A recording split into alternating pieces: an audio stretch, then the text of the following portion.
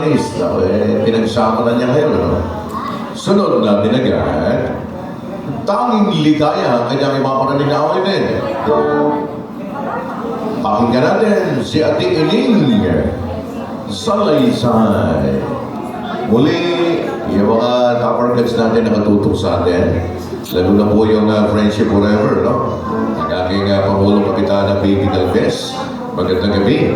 And company. Mamaya nga pala, yung babatiin natin yung mga nagparinig, nag-alay mga awitin dyan po sa nire-ray namin, ano, na patay.